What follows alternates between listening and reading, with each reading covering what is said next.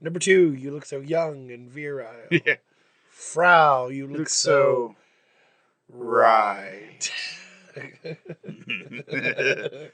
I got to give props to Jimmy John's today, man. Good old James Jonathan Sandwich James Emporium. Jonathan Sandwich Emporium. Their sweet tea was actually on point today. Really? Like, that's a lot coming from a for southerner. For a Jimmy John's in Ohio. That's central Northeast Ohio. That is a massive compliment to them. Thanks for the good tea today, Jimmy John's. That's what I'm still drinking right now. I'll probably crack into this Alani here in a few minutes. But yeah, I've been having a good day. So you have been foreboding some things. Oh yeah, ever since church this morning. Yeah. So it's no secret that we're up there. We're approaching our golden years, right? I love how you're describing us like dogs that are on the way out. Yeah. I mean, we're getting older, right? Sure. So I was thinking of how the technology advances so many times during a short period of time. Like, there's only like 66 years by the time the Wright brothers first flew to we were on the moon. So technology, like it's very. And then you think about the and fact that like computers, when you and I were like in the late 80s, computers were the sizes of warehouses. Right. And now we carry things in our pockets that have more capacity than those warehouses had in computers. Right. Yeah. So I was looking on the World Wide Web today. Sure. And I was looking at things using dial-up like we used that we are as old, if not older than. Oh boy. Like I said, I was hoping you were having a good day, so here we go. Well, should we clarify too that I'm 4 years older? 3 years, like 3 years? Basically 3, little over 3. So you were at 81, right? I'm in my 40s now. Yeah, I'm 82, baby. 82. So, yeah. Okay. So, all right. So I'm in my 40s. Josh is in his late 30s. Correct. So it's probably going to make me feel even older. Here we go. All right. So in 1982, there is a very popular thing, especially in sports and things like that. Uh-huh. The human growth hormone was invented in 1982. Which explains my stature. Yeah.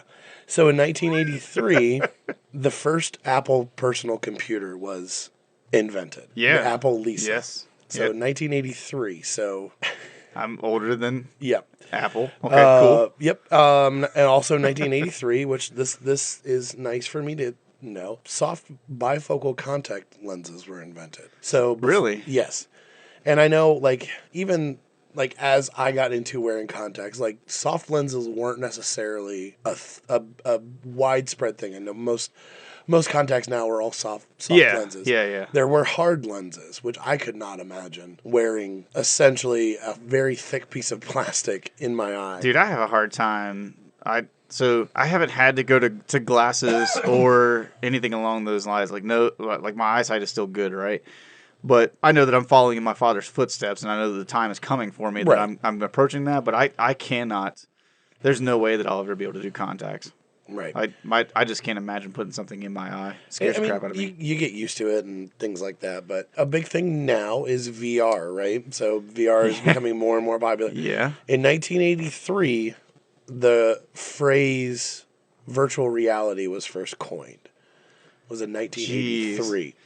Because I was going to say, it's remarkable to me that the contact lens has been around as long as it has in that sense. Because I don't know that I ever even put any thought into it, but I kind of assumed, I guess, based on popularity, that the contact lens was, mid-90s maybe? Yeah, well, I was going to say, because when I think of, athletes and stuff, yeah, the first person that pops into my head when I think of, 90s athletes that wore glasses, Horace Grant.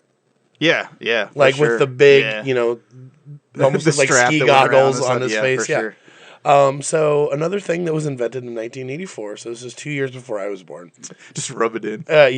Twist that knife a little bit. The Macintosh was invented. The Apple Macintosh personal computer, was invented. Jeez. Another thing in 1984, the CD-ROM was invented. That's the first one out of all these that makes me feel old.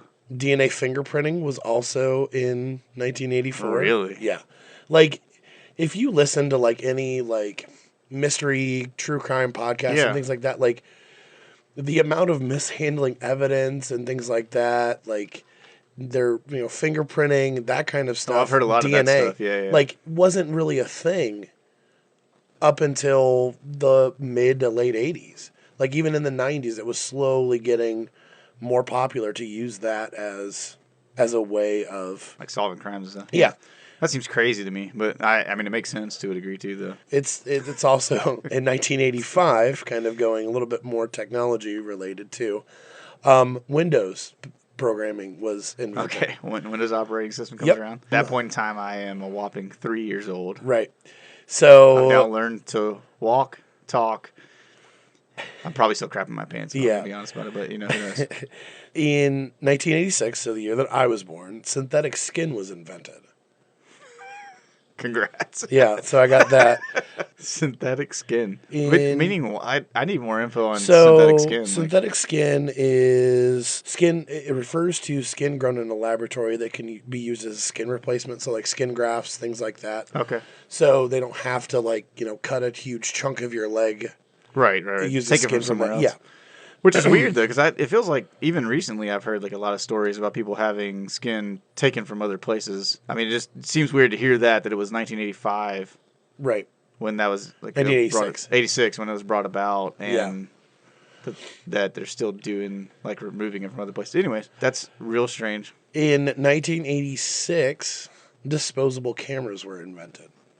Man, you remember those? Oh yeah, those are so much fun. Like People have brought that back. I saw that, like weddings and stuff like that. Yeah. Like they don't want people to be on their phones and things like Right. that, so they'll buy a bajillion of those things and scatter them. The one thing though that you always hated about disposable cameras is you could have had like the best vacation ever, took all of these pictures, have all of these disposable cameras, and you had no idea if the picture turned out or what you took pictures of. Yeah.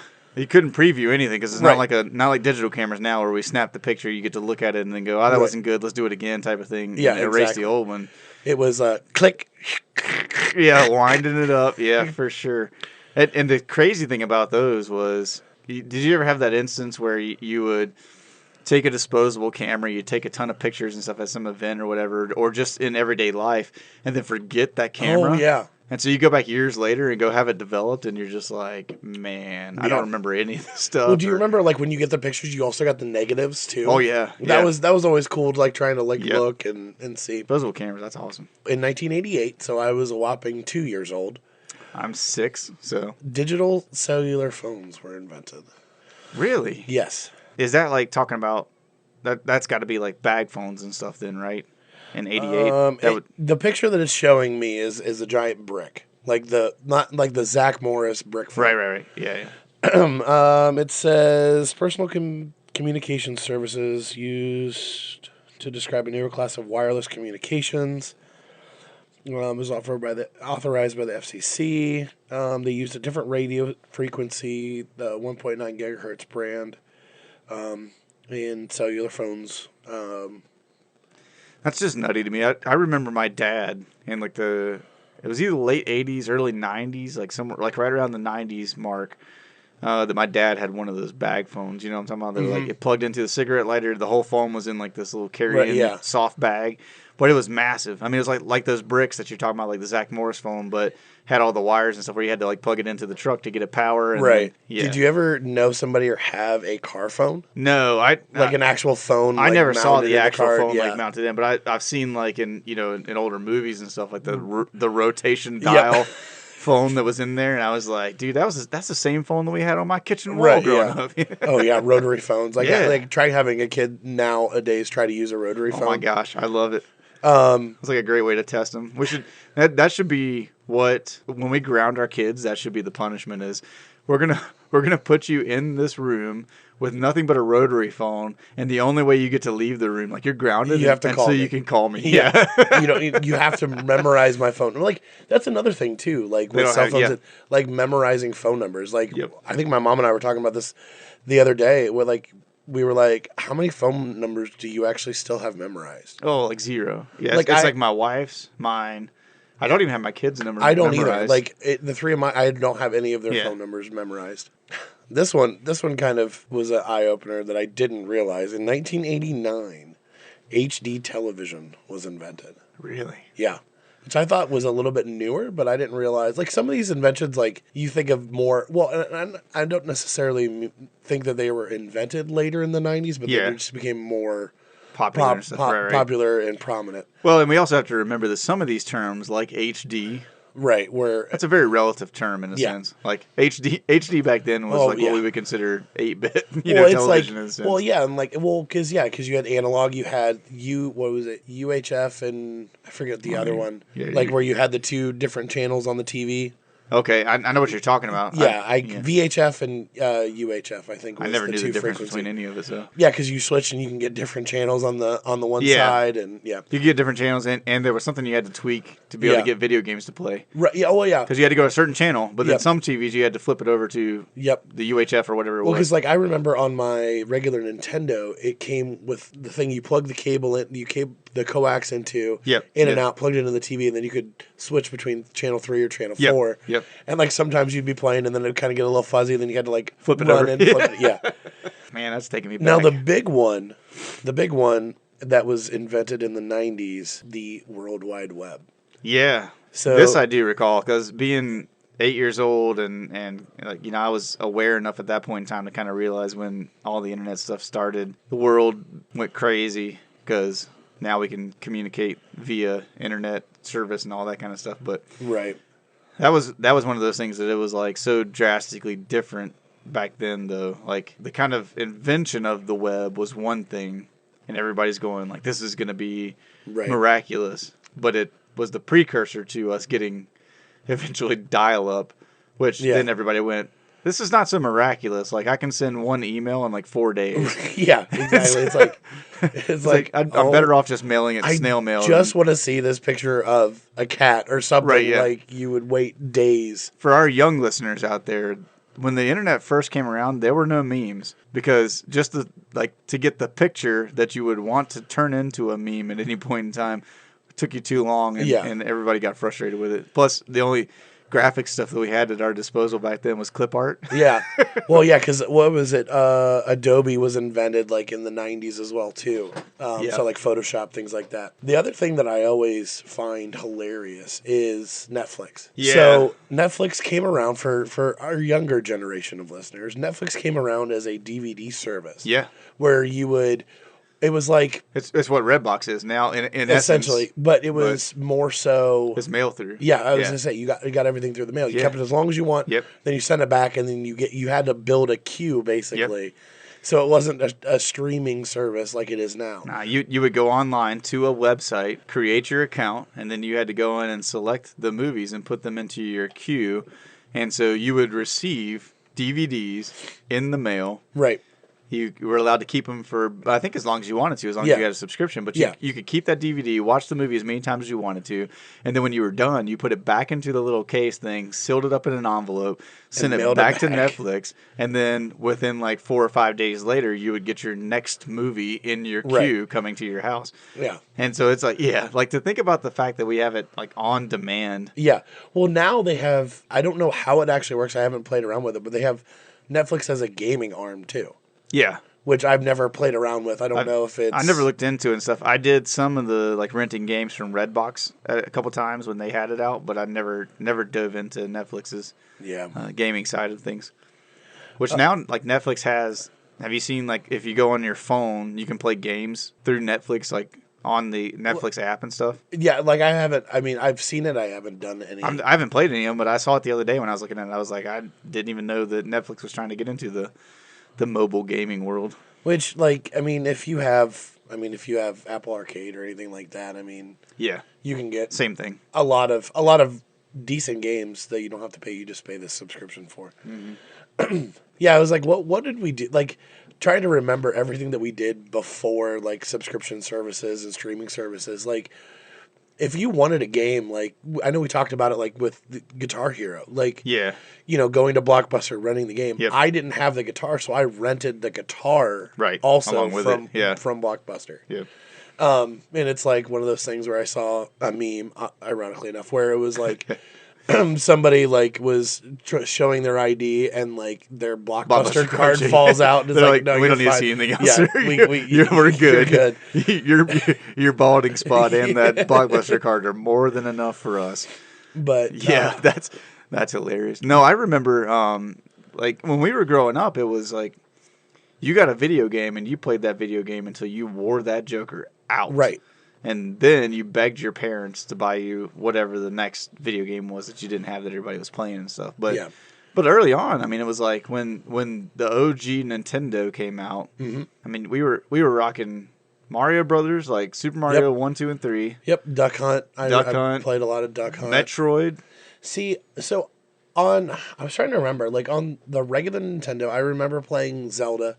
That was the only Zelda game I've ever played. Yeah. It's the first one on the gold cartridge. Yeah. Yep. Duck Hunt, I played a lot of Mario, Super Mario Brothers. Another one that I played was Top Gun. I never played Top Gun. I saw it, but I never The played hardest part about Top Gun was trying to land on an aircraft carrier. Like, Really? after every mission, you had to land on an aircraft Right. carrier, but you had to like slow down, speed up, like adjust everything. yeah.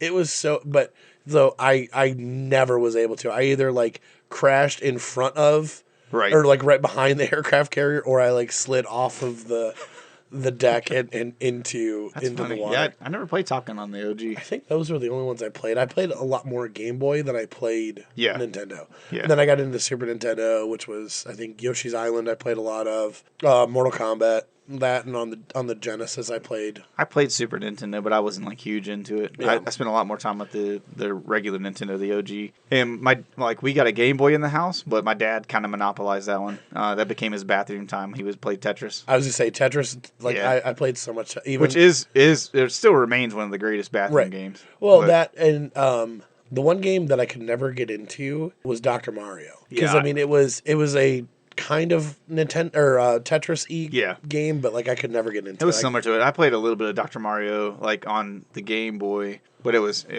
more so out of like boredom and stuff than like Yeah, not it's having like- anything else to yeah. play when I was tired of it. So, all right, what's next? What else came out after way after I was born? Well, I mean, this starts getting into the 90s and early 2000s. Like, they Yeah. were finally able to map the human genome in 2003. Yeah. So, Yeah. like, I was about to say, are there any other shocking ones on there?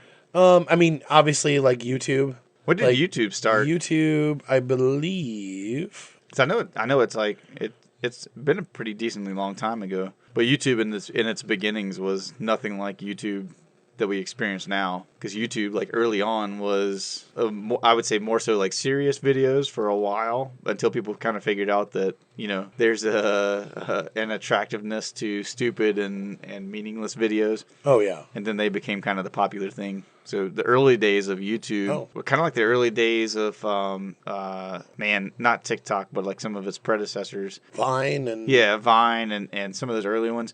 That was kind of the feel that we got out of like early YouTube and stuff too. Like when people really kind of caught on to like, man, we just need to start doing stupid stuff so people will laugh. This is really funny. As of this recording, it was almost 20 years ago when YouTube first. Wow. So February 14th, 2005, YouTube was founded. Now, this is another fun thing. So the domain name youtube.com was activated on February 14th, 2005, with video upload options being integrated on April 23rd, 2005. Really? So that would have been I would have been 19. That was like on my 19th birthday. 19th birthday. Man, that's crazy. Yeah. It's hard to think that it's been around for that long. Like, I know, like, it's one of those things where it's like, it's such a prominent thing now. Yeah. And we went but I mean, we also grew up in the generation of E-Bombs World and Oh, gosh, Joe Cartoon and those HomestarRunner.com. Flash cartoons and things like Yeah. that, which, Yeah.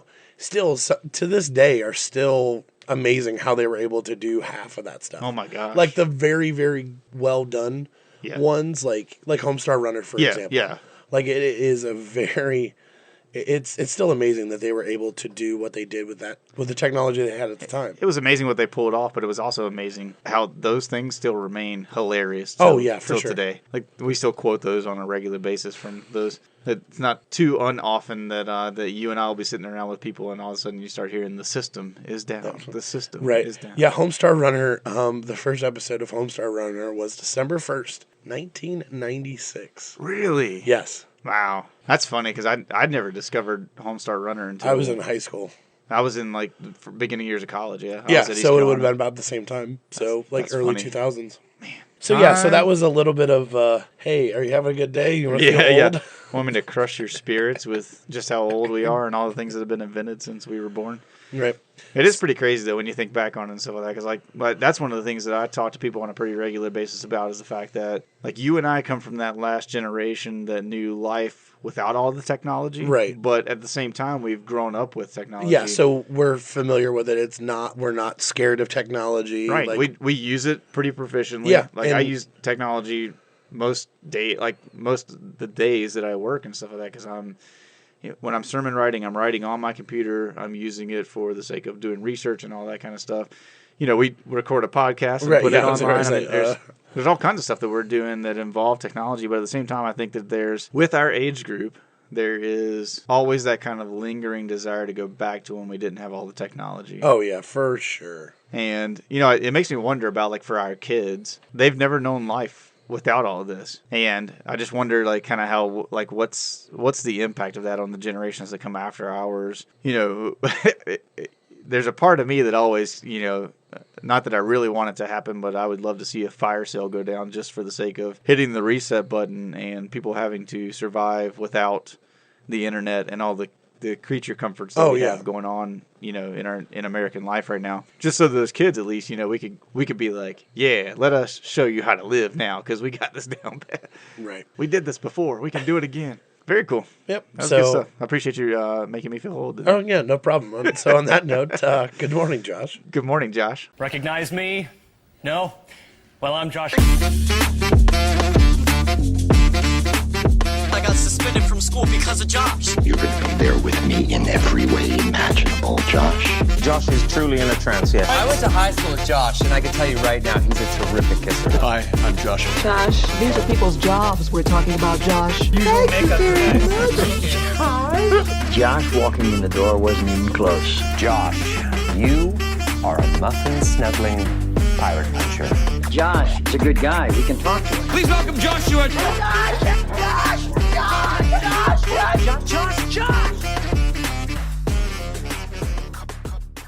All right, so I got a question for you. Ready? All right, let's go. This is one of our hypotheticals. And, Okay. And then I also have a world's largest for us to talk about. Yes. I got one for this episode and next episode today as well. So here's the question, and this is one that got brought up at church this morning for us. And so I want us to dive into it because I feel like I've got a really good answer for it. Okay. I think I have a super solid answer, but. The question, and we're going to give a shout out to Noah because Noah was the one that brought this up to us. Right. Noah asked us this morning at church. He said, okay, if you were given the choice of picking an animal to fight, you're bare knuckle boxing this animal, right? You have to pick an animal to fight, but you get $1,000 per pound of that animal. See, I heard it was, so the question that I heard was it's basically a cage match. Sure, yeah. So a cage match in their habitat. So if you pick an ocean creature, it's in the ocean. Like you can't cheese it. See, I didn't hear that caveat. See, it's okay. So because I was going to ask a big difference in my answer. Because I was going to ask you this question. Okay. Yeah, but shout out to Noah. So let's give both answers then. Okay. So because but let's take it in the perspective of like you can't say shark because like if you're doing it out of its habitat, okay? Yeah. You can say shark if you want to do it in the ocean with it, man. Go for it.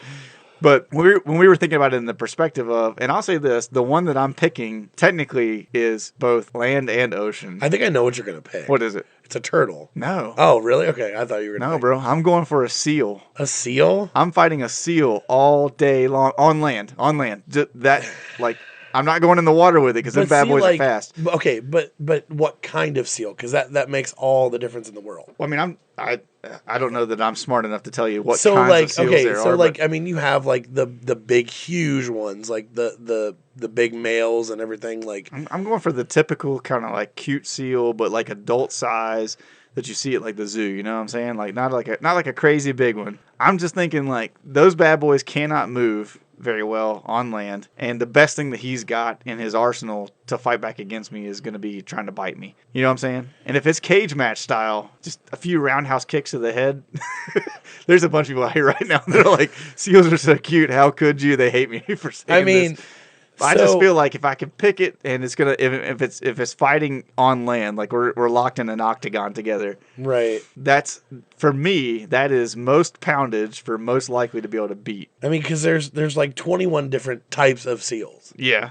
So like you have your harbor seal, which I believe are like the big ones, like that you see like out in San Francisco on the big. Yeah. You have gray seals, harp seals, ring seals. You have the ones that live in the Arctic, like. So yeah, I'd have to like visually look at them to be able to pick which one that I'm like thinking about. But I think that would be my choice. Okay. If I can fight it on land. Now, if we're talking about it's got to be in the water. Yeah, so it's their natural. So my question was, The seals are both though. You know what I'm saying? Like right. They spend a lot of time on the beach and a lot of time in the water. So or the ocean or in the Arctic in the snow and everything. Yeah. Like that too, depending on what seal. So my question was going to be: you are instantaneously in a cage match. No prep time. No prep time. Okay. Even if it's a docile animal, the second that this starts, it is immediately hostile toward you. Right? Yeah. And it has to be like within its natural like weight limits. You can't say like a 100-pound rabbit or squirrel or something like that. Like, and you get I think it was $10,000 per pound. I think a squirrel would be terrifying. I was gonna say a rabbit, if he's but like it's got huge, it can leave. You don't understand. It's a rabbit with giant fangs. Like, I mean, what is your name, mighty sorcerer? There are some who call me Tim. One of my favorite movie facts is the reason why his name is Tim is because he couldn't pronounce the name that was in the script. Yeah. That's Monty Python Search for the Holy Grail for all the young listeners out there. So, like, I've thought about this question, and if you're listening and you say kangaroo, you're an idiot. Yeah, you're crazy. A kangaroo would straight up destroy. Right, and it's like especially if it's that angry. I don't know because like any type of primate is absolutely terrifying. Oh yeah, no, I'm not fighting any monkeys, chimps, gorillas. Somebody said a cow, which I'm like, nah. You ever seen somebody be stampeded by a cow before? Nah. Yeah. Like this is legitimately a hard question. It's tough. Like I mean, I forget who said it, but like a penguin wouldn't be terrible because I stick with what I said though. Like the penguin thing, number one, that Joker's got a bird brain, and so there ain't a whole lot of sense going on, anyways. And on top of that, like small brain inside of a small cavity in his head, and then on top of that, he has no neck. I'm just saying, you're not knocking the Joker out, right? You're gonna have to straight up like murder a penguin. Yeah, but like, but what's it gonna do? Like, it's gonna like swing at you with its flippers, like it can peck you, bro. Like I don't know. And if you're talking about like emperor penguin, right? Because the goal in this is to go for weight but beatable, right? Right. Yeah. And if you're talking about emperor penguins, they're not small. Well, and like even if you think like a groundhog or anything like that, I mean, you've grown up. I think a groundhog would be terrifying, dude. That would be the worst. If he was angry at you. Their hide and stuff is so thick. Yeah. Like I mean, I was like possums. Yeah. People underrate possums. Oh yeah. I shot a possum with a 22, and hear this number. This is no exaggeration. 15 times. Oh, I believe it. And he looked at me like, "Is that all you got, bro?" Right. I mean, it's the same thing with groundhogs too. I mean, yeah. Like you have to use a little bit something bigger than a 22 to take those things down. That's a hard pass for most of the large rodents for me. Like I'm trying to think. Like somebody said a sloth, which I mean they got those long claws, but like I understand the concept behind a sloth because they're so slow. They move really slow. It's not like same with like a koala or something like that. Like he's not going to come at you like a spider monkey. He's going to come at you like a tortoise. But yeah, I mean But a sloth has 4-inch long claws coming off on of each one of its legs. Like it might be a slow pinch, but that's a pinch, right? Like so, like I honestly don't have a good answer for this one. Like this is one of those hypotheticals where it's like I'm sticking with my seal thing, man. I'm just thinking if I get some really good kicks to the head. But I mean, you could say that about anything though. If you get but a seal in essence, like his head is presented. The best thing he's got is to kind of try to like just duck his head away as I'm kicking. There's other than biting, what's he gonna do? Right. Okay. Well then.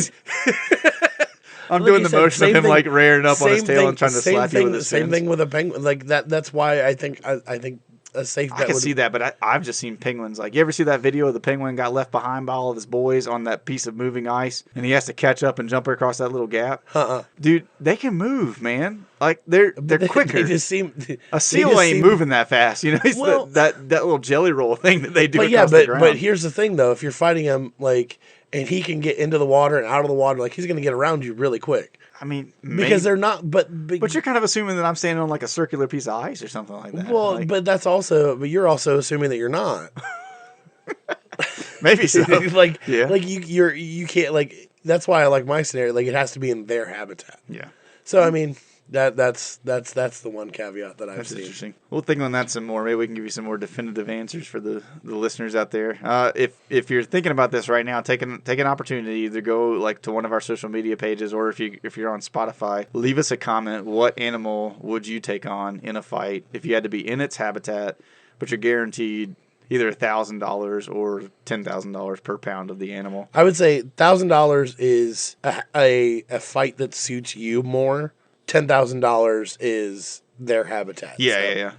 So there's more incentive in their habitat. Can you imagine if you were like trying to fight a gorilla, but you're in the jungle? Like how terrifying. Oh, that would be? I was like, they live in the jungle. No, that's like, what I'm saying. I thought you were. They're on like home turf Oh, advantage, yeah. man. There's no way. No shot. I'm not picking anything like a panther. Oh, well, no. which a panther, I wouldn't pick that if I was like in a No. UFC style cage with it. That'd Yeah, just exactly. maul you. But so, are you ready for our world's largest thing for the Yes. day? All right. So this one's not quite as crazy, in essence, as are some of our previous ones. But did you know that Urbana, Ohio, is home to the world's largest loaf of bread? Go on. So I want to say this up front. It's a little bit, to me at least, like a misnomer because it's not an actual like loaf of bread, right? Like I wanted it to be made out of actual bread, but it's not. So the world's largest loaf of bread was originally created as an exterior sign for the Colonial Baking Company in Montgomery, Alabama, around 1970.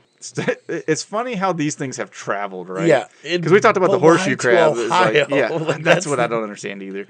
So Russell T. Bundy, the founder of Bundy Baking Solutions, acquired. No, I'm just my you went brain. to Ted Bundy. No. Oh. I went to Al Bundy Oh, okay. because in the movie Little Giants, they're in Urbana. Yeah. Like, so that's where my funny. brain went to. Anyway, So Russell, who is the founder of Bundy Baking Solutions, acquired this giant loaf of bread sometime after the original bakery, like the Colonial Baking Company, closed down in 2001. And so he brought it and had it like he commissioned a restoration and redesign of it in 2016 by having the loaf of bread wrapped with vinyl graphics and then had the ends of it hand painted to kind of match what was going on with all the graphics and stuff. So he designs it and makes it into basically like it's now an advertisement for the Bundy Baking Solutions. And so the whole thing is primarily white, but it looks like the plastic bag around a loaf of bread. It's even got the slices of bread inside of it in that sense. And then on the side it says Bundy Baking Solutions with like an eagle's head because that's a typical American company type of thing to do. But it's just so I'll give you the rest of the description for it. So it's constructed of foam, wood, steel, wire mesh, and fiberglass. I know. So it's like so what is it not constructed of? Is what Right. is going through my mind. It's made of kryptonite and unobtainium. It's like everything. So it's a bunch of these different things kind of put together to make this thing. And it says the loaf measures 33 feet long, 7.5 feet wide, and 8 feet tall. So it's like looking at pictures of it is like roughly the size of a school bus. Yeah, like I'm looking at pictures of it right now. Yeah. Like, and so the loaf was rewrapped in 2023 following updates due to the expansion of the Bundy Baking Solutions family of brands. So they kind of like redid it because the company was growing and expanding and what it was owning and stuff. And so they kind of made it fit their new stuff, I guess. Okay. But yeah, so that is in Urbana, Ohio. And from what I've read about it, so it kind of sits like nestled back behind some trees and stuff. But they've got a little like pull-in area where you can pull in, take pictures with it, all that kind of stuff. So that is another one that's on our list of traveling around and getting some pictures taken with it. cool. Yeah, over at Bundy Baking Solutions. Good old Bundy Baking Solutions. That's on East Water Street in Urbana, Ohio. If anybody else out there is looking to Go have your picture taken with the world's largest loaf of bread. That's great. All right, what else you got for me today? I got one more quick thing that Okay, I'll go ahead. hit on. No, Go no, ahead. after you. Okay. After you. We both enjoy Star Wars, right? Yes. Okay. We both kind of ascribe to the fact that, maybe the Galactic Empire wasn't necessarily the villains in the Empire did nothing wrong. They really didn't. I mean, tell me what the Empire did wrong that the rebel. Well, Tell me what the Empire did wrong without using the last 3 of the Skywalker saga movies. Excluding all the mommy and daddy issues that are the Skywalkers. Yeah. So you got me on a kick. I mean, you essentially started this whole rabbit hole for me, like a year ago, when you had me read the Darth Bane trilogy. Yeah, like you and I. So Brooke and I started reading a bunch of the Star Wars novels. Because we just wanted to kind of dive deeper into Star Wars lore and all that kind of stuff, and so we started reading the novels. I thought you read the Bane series first. No, you did. You told me to read it first. That's right. So okay. So it was another one of the Star Wars things that you read, and we were talking about it and stuff, and then Right. I read the Bane series, and in my opinion, the Bane series is like one of the top Star Wars series, but one of the top series that I've ever read. Right, yeah, it is so far. very, very, very good. I'm not much of a typical reader. I can't, with my ADHD, I cannot sit down and read. It's very hard for me. Yeah. I will read the same page about 5 times and still not understand what I read. Yeah, I feel so that. I've been on an Audible kick. So I got Audible and I started listening to it, which is really nice because it gives you audio texture to it too, Right. where it will do music, it will do background sound effects, things like that. So I listened to all 3 of the Bane series. Mm-hmm. I've listened to, I think, all of the Revan books, which are pretty good. I'm about halfway through the second Thrawn book. I've been kind of jumping around. Yeah. And I listened to The Force Unleashed, which was very, very good, and this is kind of where this spawned from. And then right now I'm kind of going through Darth Plagueis. So I was thinking it would be very fun to have a draft of Sith Lords. Oh boy. Yes. So we'll do 5 rounds. Okay. So if you want to go ahead and pull up a list of... So there's 39 Sith Lords in canon, which Darth Bane is included, Darth and Dedu. So ones that we are both familiar with that most people that listen to this podcast probably won't be. Right. But if you know anything about Star Wars, there'll be some... I'm sure there will be some names that you understand and know. But I figure what we can do is we can do essentially a snake draft where you go, I pick again, you go, and we do that for 5 rounds. Yeah. So that gives us about 10 different Star Wars Siths that we want to draft for our team. Okay. And I think you and I know enough that we will pick different ones, but we'll want to pick the same ones. Yeah, I think that's probably going to play out true because there's some of these that I don't know much about, and so that's gonna make it a little more difficult as far as that goes. But at the same time, there's quite a few of them that I know a decent amount about. So because I kind of have my 5 in my head, and I'll have to obviously because I know that they're going to be taken off the board, and this can include flipped Sith and Jedi. So okay, there's so many to choose from. Yeah. So when you are ready, I like I said, I kind of have my 5 in my head, and I know I'm going to have to kind of go on the fly. So adjust on the fly, I should say. Yeah. And then we could have a whole different debate on ranking of these, which I kind of want to do in the future. Have a big tier ranking of these because I think you and I's opinions differ enough that it would be interesting. Yeah, for sure. So am I going first? Yep, you're going first. Oh man. I have 3 that I have in mind that you're going to take number 1. Yeah, man. Because it's so difficult just to pick because I'm such a fanboy of a few of these. Off the rip, I'm taking my boy Vader. You're gonna go Vader number 1. I gotta go Vader. I mean that's fair. That's fair.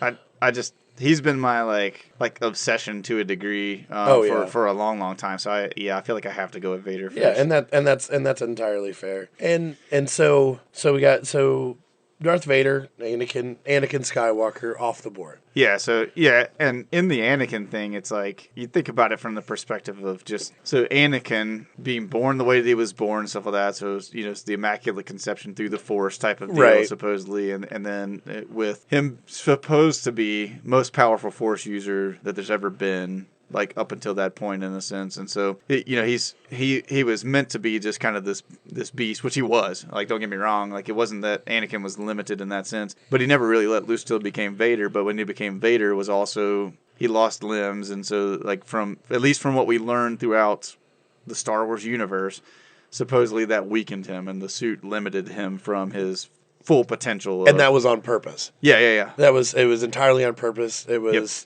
Darth Sidious wanted him to be in constant pain. Right. So he couldn't concentrate on the Force. Right. He just became essentially another Imperial Guard for Palpatine or he was Darth using Sidious. he was using him as his pawn, but I still hold to the theory of like if Vader was ever actually like fully unleashed, that you gotta listen. You gotta either listen or read or play The Force Unleashed, because like there's so many things that I want to tell you. I have to check it out, but I don't recall if that was one. I know I've seen that title several times, but I can't remember if Brooke has that book or if it was. Yeah, I'll have to check it out. I'll look into it. In the same vein of Darth Vader, like this is one that I've really, really latched onto, and that is Darth Bane. You don't have the those were the two I was between. Yeah, and I figured. Yeah. Oh, I also figured another one, but I mean Darth Bane. I mean, reading the Rule of Two, like he is the one that basically annihilated the old Sith and established the Rule of Two, where Yoda says there's always two, a master and an apprentice. Who did we kill, the master or the apprentice? Right. It's very pivotal to the lore and everything that we know now, that he is why we have what we have today. And Darth Bane. Yeah. So my number 2 is going to be a little bit of a curveball, and I think I don't know why I want to take him this high. Oh, I'm so glad to hear you say him. But I really wanted to take the other one that you're thinking of. Yeah, probably so. But honestly, Darth Tyrannus. Oh, really? Yes. Okay. Because, and for those of you who aren't in the Star Wars, Count Dooku. Yeah, Count Dooku. Yep. I think solely because of his lightsaber dueling. The guy was a master. He was a master duelist. Yeah. And that comes because of the actor that played him was actually a really, really bad dude. Like he was a bad He's man. actually capable in real life of all that stuff. But he was also a secret agent. Like he's a knight. He's in a metal band. Like Christopher Lee. Sir Christopher Lee.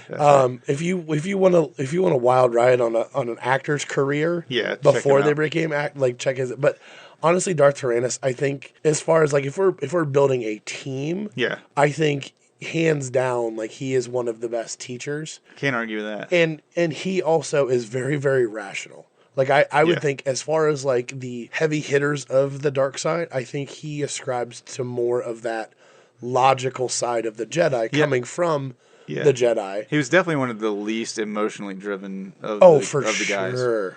Which I would totally. I think that's a good pick. I like him. He wasn't on my list. I'll give you that though. For those of you that are listening out there, if you're not a big Star Wars nerd like we are, and stuff, we also apologize for this. Well, I think you can come along with us on this ride and stuff like that, because you'll recognize some of the names. You guys recognize Vader. You might recognize some of the other ones we'll bring up and stuff. You'll know Maul as one of the Sith Lords and stuff. And so, for those of you that are listening, when we talk about Tyrannus or Count Dooku, as you probably know him from the movies, you got to realize that we're talking about the guy who went toe to toe with Yoda in a lightsaber battle and walked away unscathed. Right. Not even touched. Yeah. I mean, the only time that he ever gets like to the point of being touched is when he faces off against Anakin, and Anakin is the chosen one basically at that point in time. That again, diving deeper into Star Wars lore and everything like that. Like Josh said, like he was created. He wasn't born. He was specifically designed to be the perfect Force Anakin user. was supposed to be the Force embodied. It was,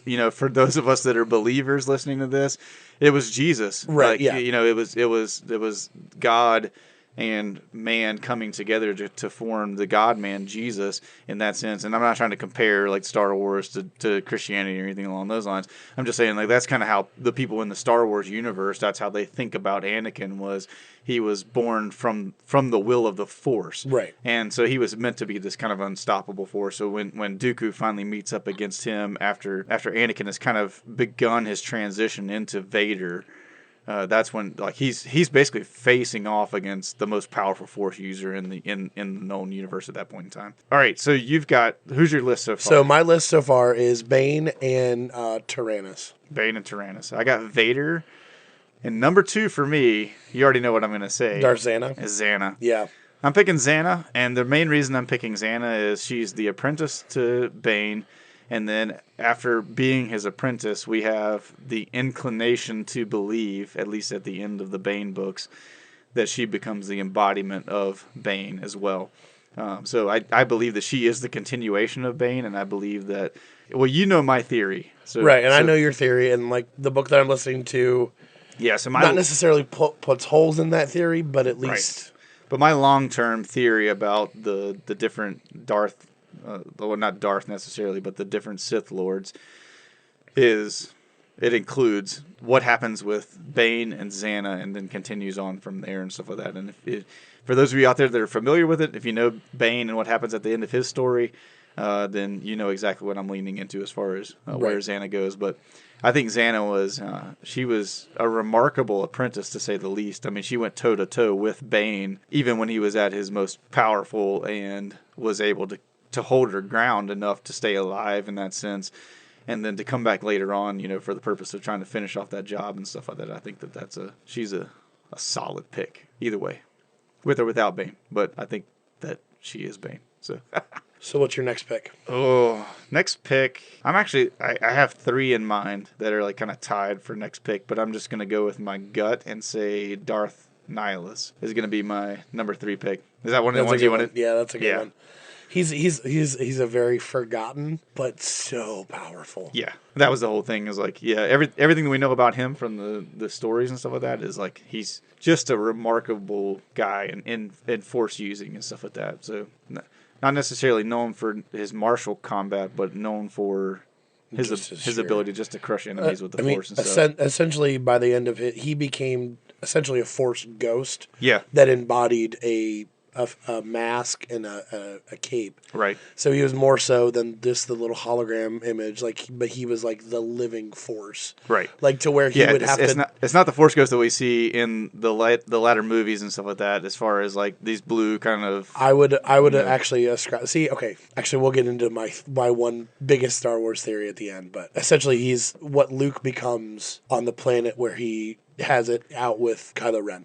Oh yeah, okay. Like it's a second projection of him, right, but more physical, able to interact with things and able to be there in but essence, but not the dude devoured him. worlds, literal worlds. Yeah, Nihilus was crazy. Reading some of the stuff about him. So with my next pick, I am going to go with a continuation of my first pick. I'm going to go with Darth Sidious. I think Darth Sidious is incredibly powerful.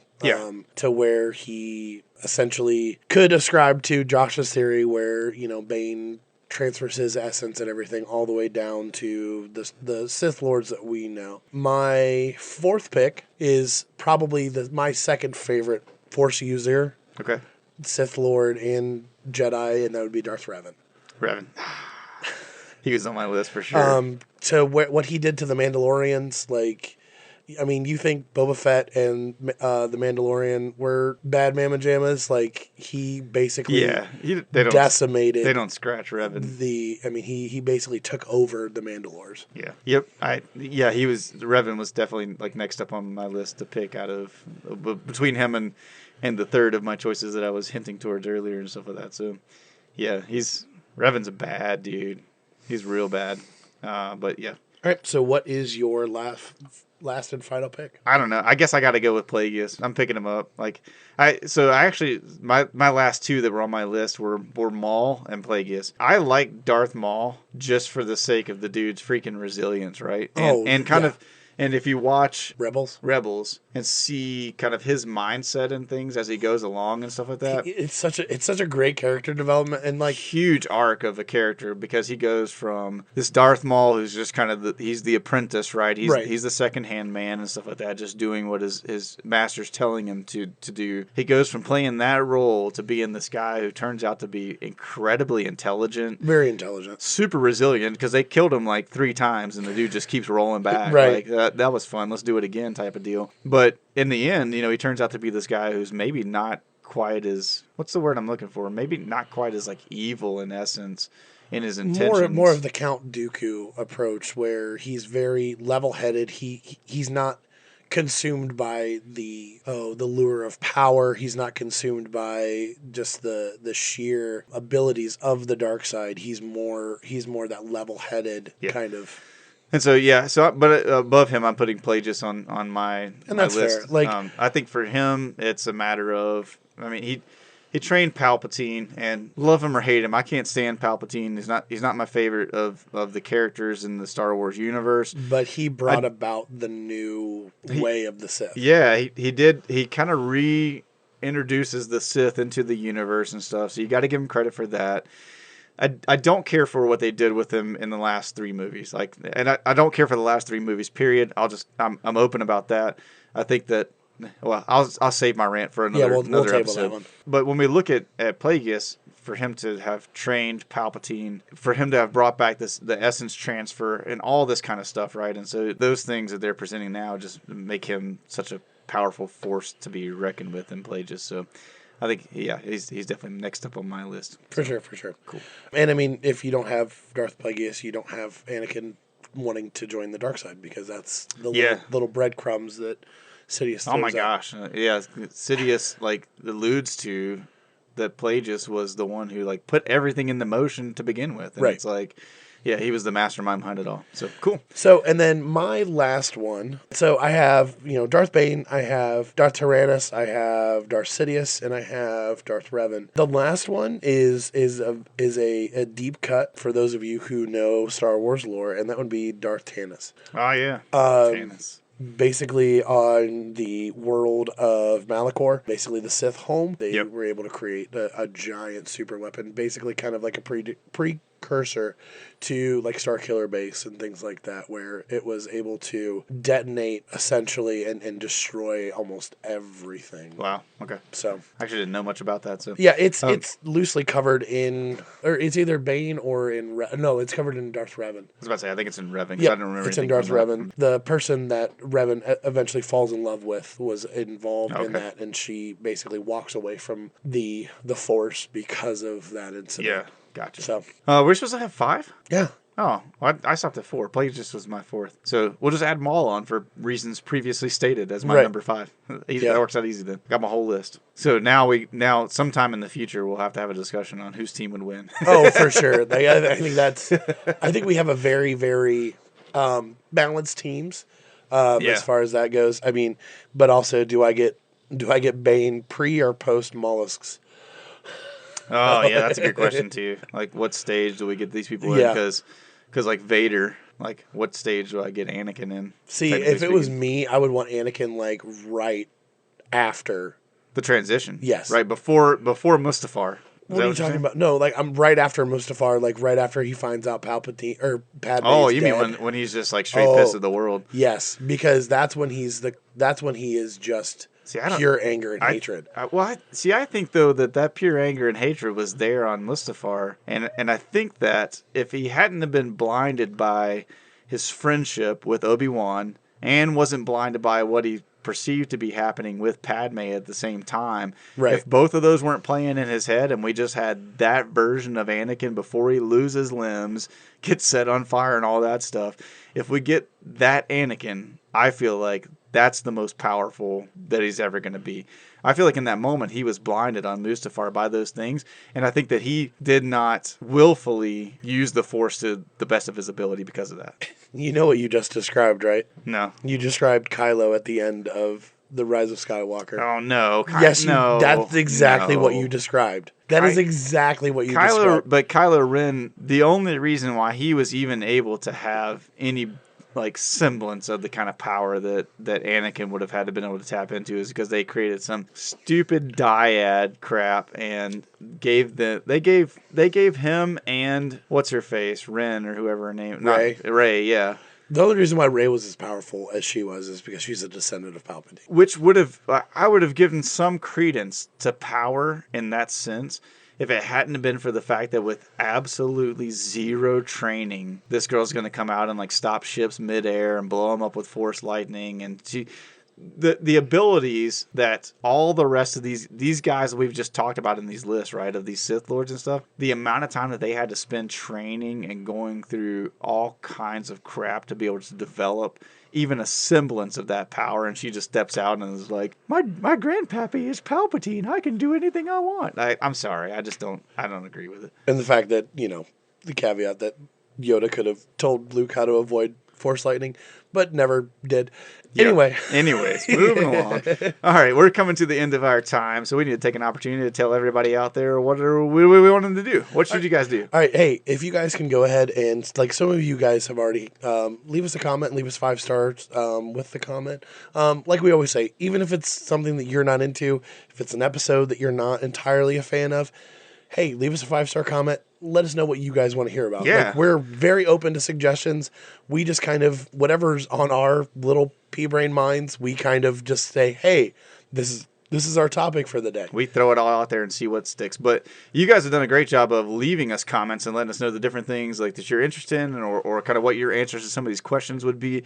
And we love that. We want to continue to hear your feedback. We put up a post just last week, so like at the time of recording last week, we put up a post online and had you guys tell us like some of your favorite folklores and monsters and stuff that exist out there. And so, like, I know that my wife mentioned the Loch Ness monster. Several people brought up Bigfoot and some things like that. They would love to hear us kind of talk about in the future. So maybe we'll dive into some of those. But yeah, leave us your comments.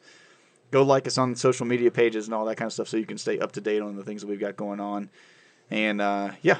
Other than that, hey, we love you guys, and thank you so much. Love you guys. Talk to you soon. Bye. Bye.